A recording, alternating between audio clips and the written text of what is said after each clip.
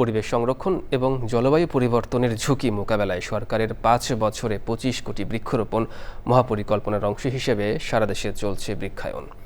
জীববৈচিত্র্য রক্ষার পাশাপাশি আর্থসামাজিক উন্নয়নে রোপিত বৃক্ষের পরিচর্যায় সবাইকে এগিয়ে আসার আহ্বান সংশ্লিষ্টদের। প্রতিনিধিদের পাঠানো তথ্য ভিডিওচিত্রে আফরোজা হাসির রিপোর্ট।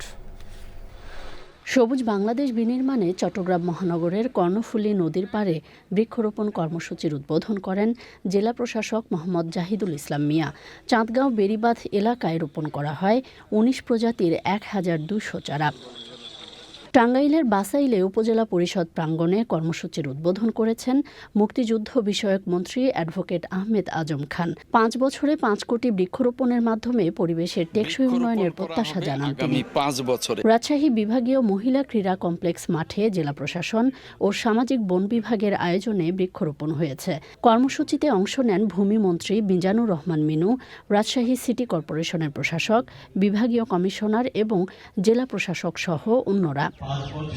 শেরপুরে বৃক্ষরোপণ কর্মসূচিতে যোগ দেন সংরক্ষিত নারী আসনের সাংসদ ডাক্তার সানসিলা জেবরিন প্রিয়াঙ্কা সহ অন্যরা।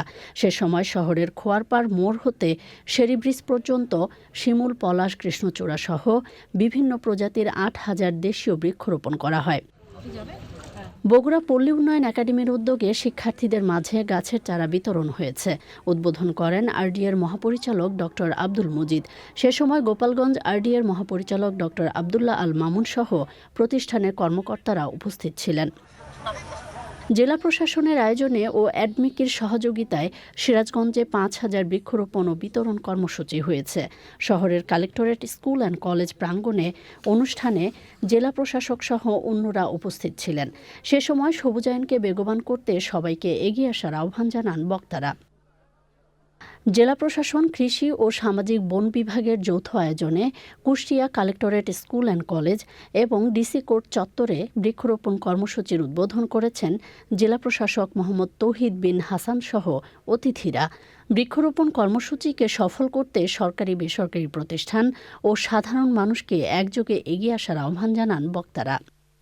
আফরোজা হাসি, প্রকৃতি ও জীবন ডেস্ক, চ্যানেল আই।